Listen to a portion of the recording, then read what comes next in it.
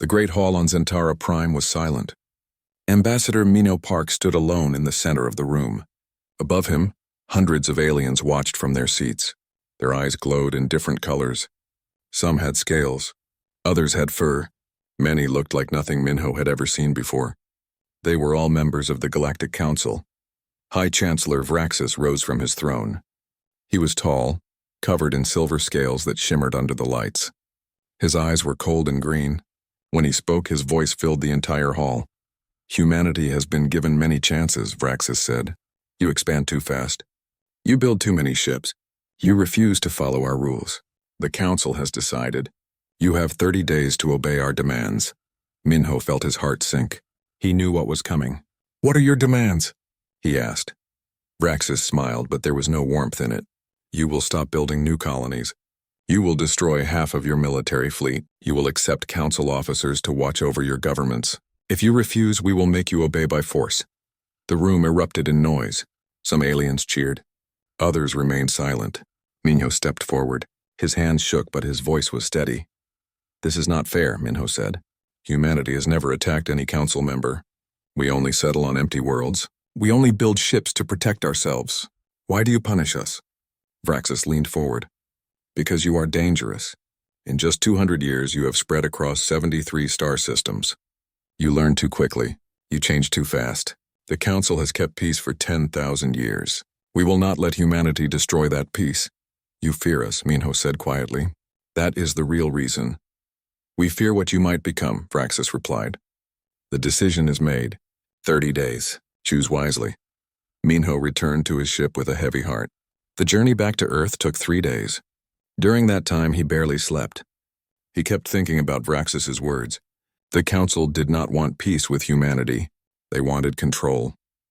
When he arrived on Earth, Minho went straight to the United Terran Assembly. The meeting room was packed. Leaders from every human colony filled the seats. Admiral Jiwoo Kim sat near the front. She was a tall woman with short black hair and sharp eyes. She commanded the entire Terran defense fleet.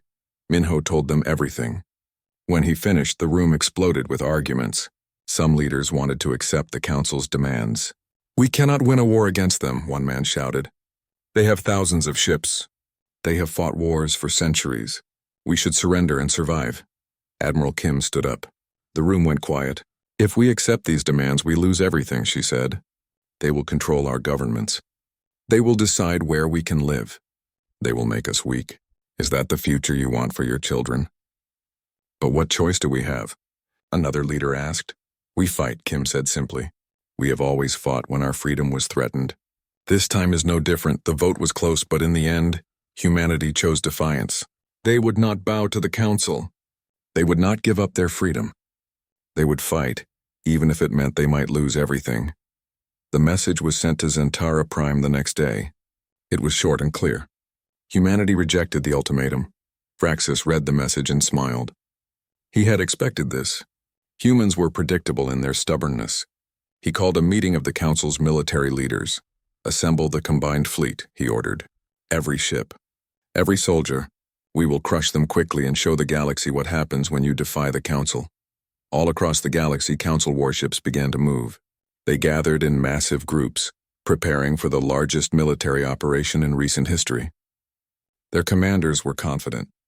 Humanity was young, inexperienced, and outnumbered. This war would be over quickly. On Earth, Admiral Kim worked day and night. She called every fleet commander, every station captain, every colony defense force. She pulled ships from patrol routes and called back veterans from retirement. Every human who could hold a weapon was put on alert. Captain Hyun Lee was one of those called to duty. He was a fighter pilot, one of the best humanity had. He was young, brave, and sometimes reckless. When he heard about the war, he did not hesitate. He reported to his squadron immediately. We are really doing this? His wingman asked. Fighting the entire council? Hyun checked his fighter's weapon systems. Yeah, he said. We are really doing this. Dr. Sujin Choi worked in a secret research facility beneath the surface of Mars. She was a scientist, specializing in weapons and alien technology. When the war began, her laboratory became the most important place in human space. The military needed new weapons, better shields, faster engines. They needed every advantage they could find. Sujin barely slept. She studied captured council technology, looking for weaknesses. She ran simulation after simulation.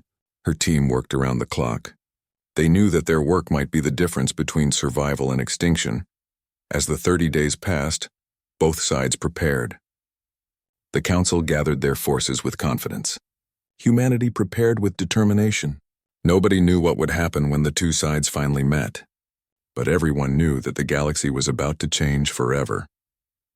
On the final day, Minho stood on the observation deck of Earth's orbital command station. He looked out at the stars. Somewhere out there, the council fleet was coming. Somewhere out there, millions of people were about to die. I tried to stop this, he whispered to himself. I really tried, but trying was not enough.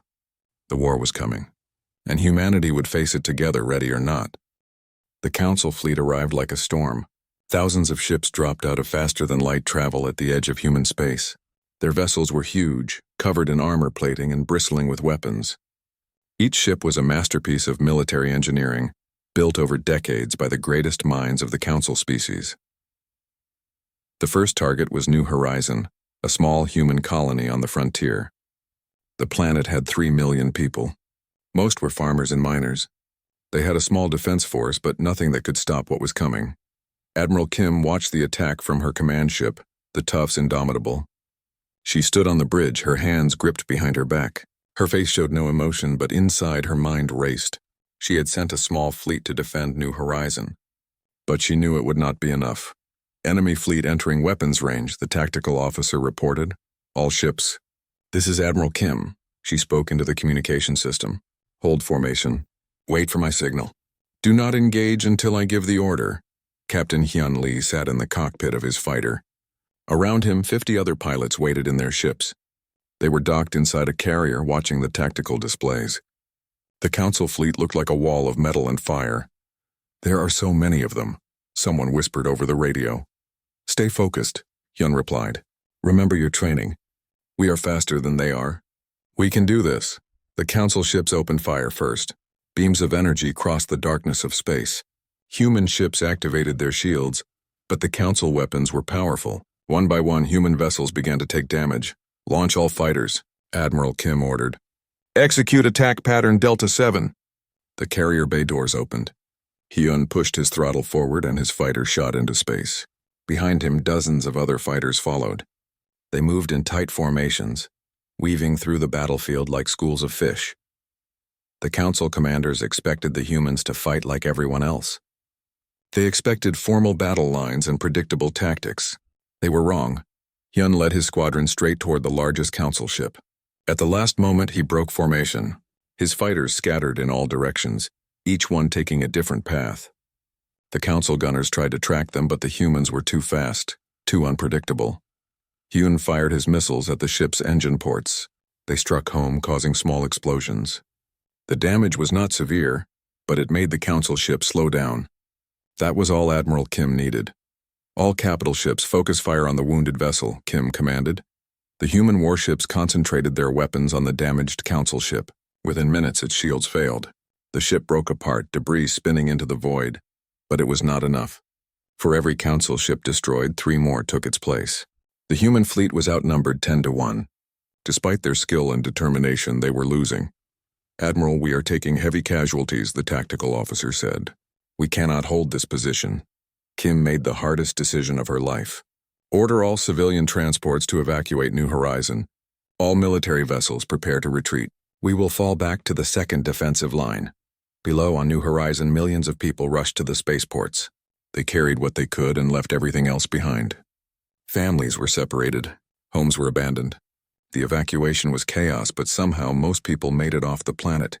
The human fleet pulled back, covering the escape. Council ships pursued them, firing continuously. More human ships were destroyed. More lives were lost. But the evacuation succeeded. Once the last transport was clear, the Council fleet began bombing New Horizon. They destroyed cities, farms, and factories. Within hours, the planet was uninhabitable. The Council wanted to send a message. This was the cost of defying them. Back on the Indomitable, Admiral Kim stood in silence. Around her, the bridge crew worked quietly. Everyone felt the weight of their defeat. New Horizon was gone. Thousands of soldiers had died defending it. And this was only the beginning. But Kim also saw something the Council did not expect. She saw that humanity could fight. They could adapt. They could survive against impossible odds. The Council thought this war would be quick and easy. They were wrong. Meanwhile, Dr. Sujin Choi received data from the battle. Her team analyzed every scan, every sensor reading, every piece of information they could gather about Council technology. They worked through the night searching for weaknesses, and then just before dawn, Sujin found something. The Council shields used a specific frequency pattern. If human weapons could match that frequency, they might be able to bypass the shields completely. She called Admiral Kim immediately. Her hands shook with excitement as she explained her discovery. "Can you modify our weapons to use this frequency?" Kim asked. "Yes," Sujin replied. "It will take time, but yes, we can do it." Kim smiled for the first time since the war began. "Then do it. As fast as you can. This might be exactly what we need." Hope was a fragile thing in wartime, but in that moment humanity found a small spark of it. They had lost New Horizon, but they had learned something valuable. And in war, knowledge was power. 3 months passed. The war had settled into a terrible rhythm. The Council attacked. Humanity defended. Colonies fell. People died. But humanity refused to surrender. During those months, Dr. Sujin Choi and her team worked without rest. They modified every weapon in the human fleet. Plasma cannons, missile systems, energy beams, all were tuned to match the frequency that could bypass Council shields. Admiral Kim studied intelligence reports every day.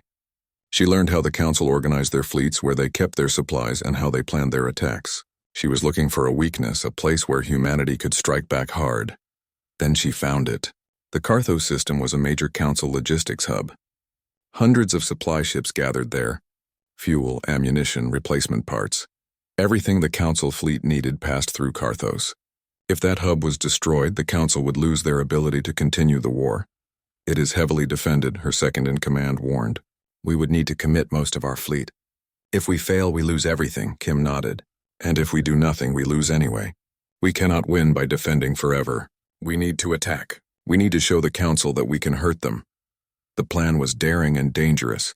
The human fleet would travel through an unmapped nebula to reach Carthos without being detected. They would strike fast, destroy as much as possible, and escape before reinforcements arrived. Captain Hyun Lee was chosen to lead the fighter squadrons for the attack. When he heard the plan, he grinned. Finally, they were taking the fight to the enemy. "This is what we have been waiting for," he told his pilots. "We are not running anymore. We are hunting." The journey through the nebula took 5 days. The ships moved slowly, using passive sensors to avoid detection.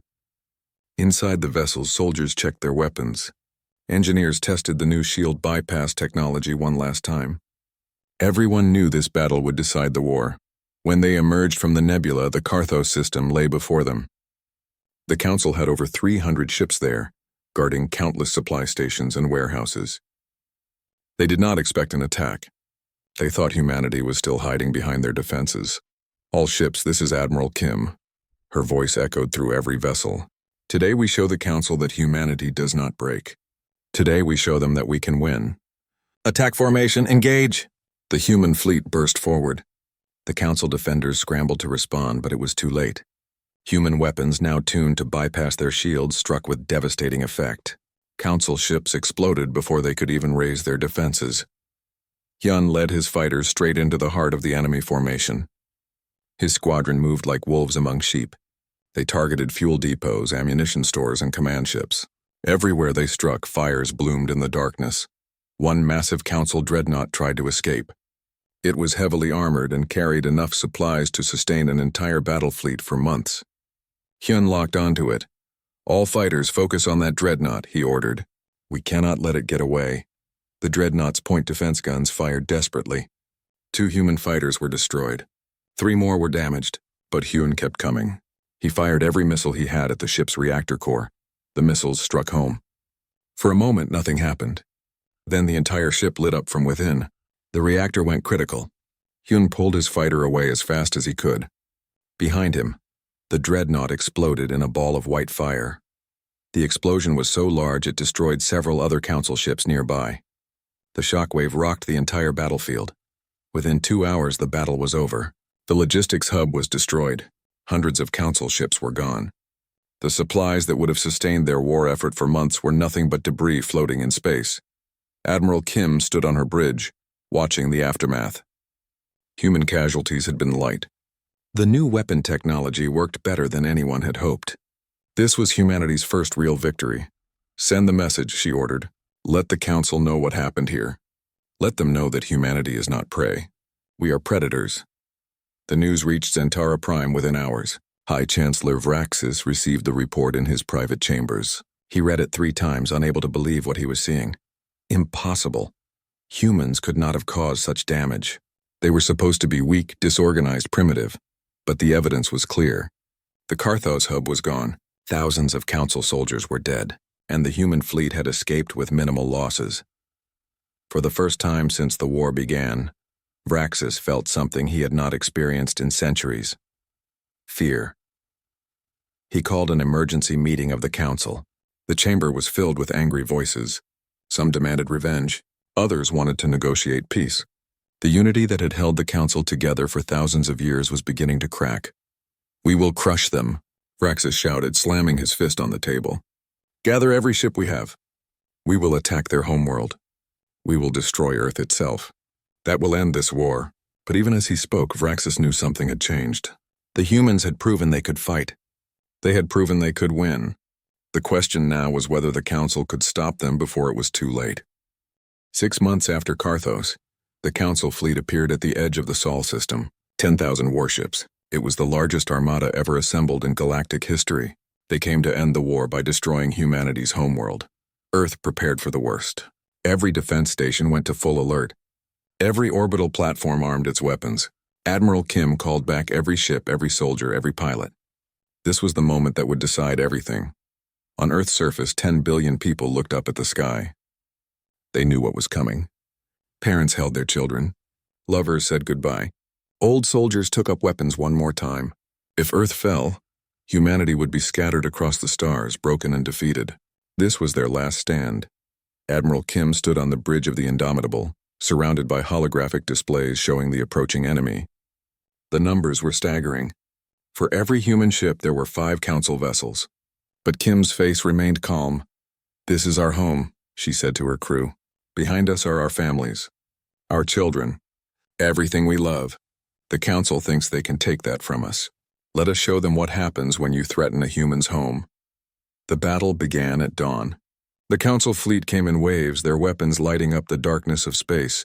Human defenders met them head-on. Plasma beams crossed the void. Missiles streaked through the vacuum. Ships exploded on both sides. Captain Hyun Lee led his fighter wing in desperate attacks against council capital ships. His pilots were outnumbered, exhausted, but they fought like demons. They dove through enemy formations, striking at weak points, then racing away before the council could respond. Stay together, Hyun shouted over the radio. Watch each other's backs.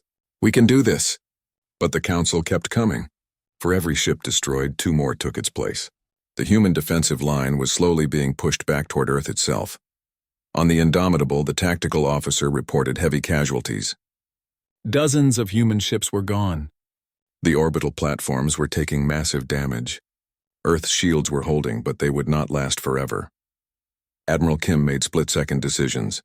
She redirected squadrons, reinforced weak points, and coordinated attacks. Every order she gave saved lives. Every mistake cost them. The battle raged for 3 days. 3 days of non-stop fighting. 3 days of watching friends die. 3 days of holding the line against impossible odds. On the 3rd day, the human defenses began to crack. The council broke through the outer defensive ring. Their ships pushed toward Earth itself. On the surface, people could see the explosions in orbit. They knew the end was near. But then something changed. Dr. Sujin Choi had been working on a secret weapon. For months, she had been building a network of mass drivers on Luna and Mars.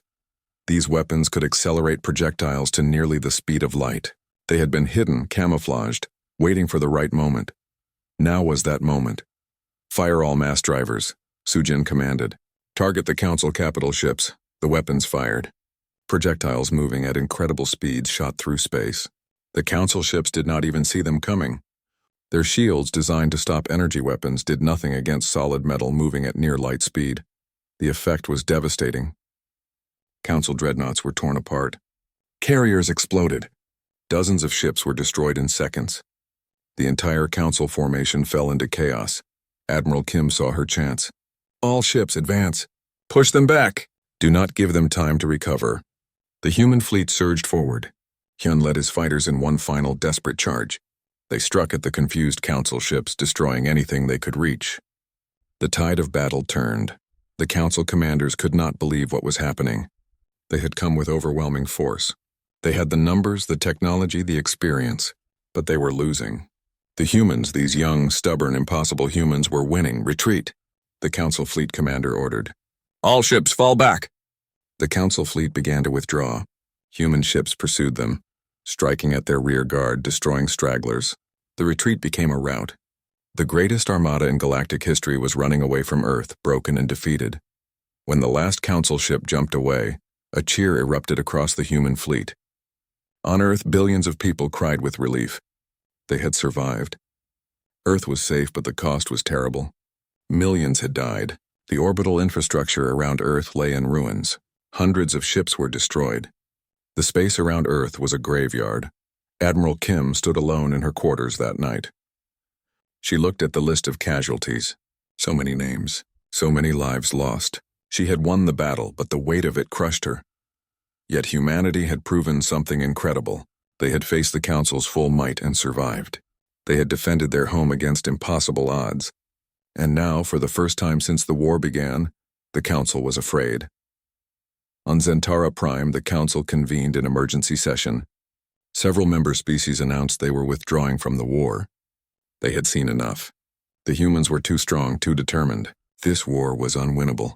The Council was breaking apart, and humanity was just getting started. After the Battle of Earth, everything changed. Humanity stopped defending and started attacking. Admiral Kim had a new strategy. Instead of fighting the entire Council at once, she would target each species separately. One by one, she would break their will to fight. The first target was the Drethic Confederacy. They were one of the Council's strongest military members. Their factories built weapons for the entire Council fleet. Without them, the war effort would collapse. Admiral Kim led the attack herself. The human fleet struck 3 Drethic industrial worlds simultaneously. They destroyed shipyards, weapons factories, and supply depots. The attacks were surgical and devastating. Within a week, the Drethic economy was in ruins. The Drethic government sent an urgent message to the Council. They needed help. They needed resources. But High Chancellor Vraxis refused. He demanded they continue fighting no matter the cost. The Drethic made their choice. They withdrew from the war and signed a peace treaty with humanity. Their fleets went home. Their factories stopped producing weapons. The Council had lost its first member. Emboldened by this success, humanity struck at the Yaltorian hegemony next. The Yaltorians were proud warriors who had served the Council for thousands of years. Their primary shipyard was the largest in Council space. Captain Hyun Lee volunteered to lead the mission. It was dangerous. The shipyard was heavily defended. But Hyun believed they could succeed. "We go in fast," Hyun told his team. "Plant the explosives. Get out, simple." His second-in-command laughed. "Nothing is ever simple with you, Captain." The mission began well. Hyun's team infiltrated the shipyard using a captured Council transport. They planted fusion charges throughout the facility. Everything went according to plan, until the alarm sounded. Yaltorian security forces swarmed the shipyard. Hyun's team fought their way back to the transport. 3 of his people were killed. 2 more were wounded. But they completed the mission. The charges were set. "Everyone get to the ship," Hyun shouted. His team made it aboard. But as the transport lifted off, Yaltorian fighters surrounded them. There were too many. They could not escape. "Detonate the charges now," Hyun ordered. "Get out of here." "That is an order." "But Captain, you are still," his pilot began. "Do it," Hyun roared. The charges detonated. The entire shipyard exploded in a massive fireball. The blast destroyed everything within 100 kilometers. Yaltorian fighters, defensive platforms, and dozens of ships under construction were all obliterated. Hyun's transport, caught in the blast, was damaged. The engines failed. The ship was captured by the Yaltorians. Hyun and his surviving team members were taken prisoner. When Admiral Kim heard the news, she felt a deep pain in her chest. Hyun was one of her best officers. More than that, he was her friend. She vowed to bring him home no matter what it took. The Yaltorians announced that Hyun would be executed as a war criminal. They planned to make it public, to show the galaxy what happened to those who defied the Council. But they underestimated human determination. Meanwhile, Ambassador Minho Park was working behind the scenes. He had been quietly contacting Council species that were unhappy with the war.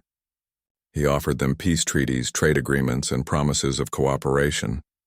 Several species listened. They were tired of fighting. Their economies were suffering. Their people wanted peace. One by one, they began to withdraw from the Council. Vraxis watched his grand alliance crumble. He called emergency meetings. He made speeches about unity and duty, but his words rang hollow. The Council members had seen the truth. Humanity could not be defeated. Continuing the war would only bring more death and destruction. By the end of the year, only 5 species remained committed to fighting humanity. The Council that had ruled the galaxy for 10,000 years was falling apart, but Vraxis refused to give up. He became more desperate, more dangerous. He ordered increasingly brutal attacks. He authorized weapons that had been banned for centuries. He was willing to do anything to win. On Earth, people celebrated each new victory. But those who understood war knew the truth. Desperate enemies were the most dangerous. Vraxis would not stop until he was completely defeated. And a cornered animal always fought the hardest. Admiral Kim prepared her forces for what was coming. She knew Vraxis would try something terrible. She just did not know what. But first, she had a promise to keep. Captain Hyun Lee was being held in a Yaltorian prison. He was scheduled to be executed in 2 weeks. Admiral Kim called her best special operations team. "We are going to get him back," she said. "I do not care how many guards they have. I do not care how secure that prison is. We bring our people home, always," the team nodded. They began planning the most daring rescue mission of the war. Failure was not an option. Hyun had sacrificed himself to complete his mission. Now it was time to return the favor. The Yaltorian prison was built into an asteroid. It was considered escape-proof. Thick walls, energy fields, and hundreds of guards made sure no prisoner ever left alive. Captain Hyun Lee was held in the maximum security wing, waiting for his execution. But Hyun had not given up hope. He knew his people would come for him. He just had to stay alive long enough. The rescue team arrived 3 days before the scheduled execution.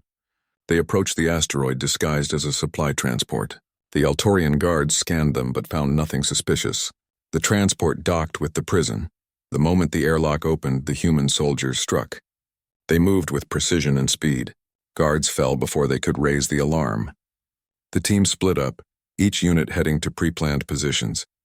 Team leader Sergeant Bora Kim reached the control room first. She disabled the communications and sealed all the security doors. Now the guards could not call for help or move freely. The prison was locked down. Another team fought their way to the maximum security wing. The Yaltorian guards there were elite soldiers, trained for exactly this kind of situation. The fighting was fierce and brutal. But humanity had something the Yaltorians did not expect: anger. These soldiers were here to rescue their hero. They would not be stopped. When they blasted open Hyun's cell, they found him bruised and tired but alive. His face lit up when he saw them. "About time," he said with a weak smile. "I was starting to think you forgot about me." "Never," Sergeant Kim replied. "Can you walk?" "I can run if I have to," Hyun said, grabbing a weapon from one of his rescuers. They also freed dozens of other human prisoners held in nearby cells. The group fought their way back to the docking bay. Yaltorian reinforcements were arriving, but the rescue team had planned for this. They planted charges throughout the prison as they retreated. When the last human was aboard the transport, they undocked and accelerated away. Behind them, the charges exploded. The entire prison structure began to break apart. The rescue was a complete success. Every prisoner was freed. Every soldier made it home. The Yaltorians were humiliated. The news spread across the galaxy. The humans had done the impossible again. They had penetrated a maximum security prison and rescued their people. The message was clear: humanity never abandoned their own. For the Yaltorian government, the humiliation was too much. Public opinion turned against the war. Protests filled their cities. Their economy was collapsing. Within a week, they withdrew from the Council and sued for peace with humanity. Now only 4 species remained allied with the Council. Vraxis was running out of options and running out of time. He decided to take drastic action. He ordered an all-out assault on the human colony of Titan's Gate. He committed every remaining Council ship to the attack. This would be the final battle. Either humanity would be crushed or the Council would fall. Admiral Kim received intelligence about the coming attack. She had time to prepare. Human defenses at Titan's Gate were reinforced. Every available ship was moved into position. New weapons developed by Dr. Sujin Choi's team were deployed. When the Council fleet arrived, they expected to overwhelm the humans with superior numbers. What they found instead was a trap. The human forces had hidden ships in the asteroid field surrounding Titan's Gate. The moment the Council fleet entered the system, the trap closed. Human ships attacked from all directions. Captain Hyun Lee, freshly recovered from his ordeal, led a fighter wing straight through the heart of the enemy formation. His pilots were fearless. They had rescued him from certain death. Now he would help them win the war. The Council ships tried to respond, but human technology had advanced even further. Energy weapons that adapted to enemy shields, missiles that could think and evade defenses, armor that could regenerate. The Council was fighting an enemy that improved with every battle. The battle lasted only 6 hours. It was a massacre. Not a single Council ship escaped. The entire fleet was destroyed. The defeat broke the Council's spirit. The remaining allied species immediately withdrew from the war. They wanted no part of what was coming. Vraxis was left alone, his grand alliance completely shattered. In his chambers on Zentara Prime, Vraxis stared at the reports. 10,000 ships gone, thousands of years of military tradition destroyed in hours. The Council he had led for centuries was dissolving around him, but Vraxis had one final card to play. Deep in Council archives there was a weapon, a planet-killer device banned by Council law for its terrible power. It was designed to destroy entire worlds. Vraxis made his decision. If he could not defeat humanity with fleets, he would destroy their home world. He would fire the planet-killer at Earth, even if it meant becoming a war criminal, even if it meant the end of the Council. He would not let humanity win. He gave the order. The weapon was loaded onto a stealth ship and sent toward Earth. It would take 2 weeks to arrive. But when it did, Earth and everyone on it would be destroyed. Vraxis believed he had won. He believed humanity would finally fall. But he had made one final fatal mistake. He had underestimated Dr. Sujin Choi. Dr. Sujin Choi sat in her laboratory, studying sensor data from across the galaxy. Her team monitored all ship movements looking for threats. That was how they detected the stealth ship heading toward Earth. At first it seemed like nothing. Just a small vessel on an unusual trajectory. But something about it bothered Sujin. She ran deeper scans. The ship was heavily shielded. It was trying to hide. That meant it was carrying something dangerous. Sujin worked through the night analyzing the data. When she finally understood what she was looking at, her blood ran cold. It was a planet-killer weapon, and it was heading straight for Earth. She immediately contacted Admiral Kim. Within minutes, the entire command staff was assembled. "Can we intercept it?" Kim asked. "Maybe," Sujin replied, "but we need to move fast. We have less than a week before it reaches Earth." A plan was formed quickly. A small, fast ship would intercept the weapon. They would board it and disable the device before it could fire. It was extremely dangerous. The weapon was likely booby-trapped. Anyone who tried to stop it would probably die. Volunteers were called for. Dozens of people stepped forward immediately. In the end, a crew of 6 scientists and 2 pilots was chosen. They knew they were probably going on a one-way mission. But they did not hesitate. Dr. Sujin Choi was one of the volunteers. Admiral Kim tried to stop her. "You are too valuable," Kim said. "We need you here." "This is my design," Sujin replied calmly. "I understand the technology better than anyone. I have to go." Kim knew she was right. She embraced Sujin. No words were needed. They both understood what this meant. The volunteer ship launched within hours. It raced through space, pushing its engines to the limit. They caught up with the stealth ship 2 days later. Boarding was quick and violent. The Council had left automated defenses. One pilot was killed immediately. Another was badly wounded. But the team pushed forward. Sujin reached the weapon's control core. It was worse than she feared. The device was set to detonate if anyone tried to disarm it. There was no way to stop it safely, but there was another option. If they detonated the weapon prematurely far from Earth, it would destroy the ship they were on but save the planet. Sujin made the decision instantly. She began the detonation sequence. The other crew members understood what she was doing. Nobody protested. This was what they came here to do. "It has been an honor," one of the scientists said. "The honor was mine," Sujin replied. She sent one final message to Admiral Kim. Just 3 words. Then she activated the weapon. The explosion was visible from Earth. A new star appeared briefly in the sky, then faded. 8 people had given their lives to save billions. When news of Raxus's attempt to use a planet-killer weapon spread, the galaxy turned against him completely. Even his own species, the Veltharians, denounced his actions. Using such a weapon violated every law of civilized warfare. The Galactic Council formally dissolved. Its member species declared it dead. 10,000 years of tradition ended in shame and disgrace. Raxus was arrested by his own people. He was put on trial for war crimes. The evidence against him was overwhelming. He was found guilty and sentenced to life imprisonment. At his trial, Raxus made one final statement. "I feared what humanity might become," he said. "That fear made me do terrible things. I wanted to protect the galaxy. Instead, I destroyed the peace we had built. I accept my punishment. But remember this, fear is more dangerous than any weapon. The war was over. Humanity had won, but at terrible cost. Millions had died. Hundreds of worlds bore the scars of battle. It would take generations to heal. But from the ashes of the old council, something new emerged. Ambassador Minho Park proposed the creation of the Federated Systems, a new galactic organization based on cooperation, not domination.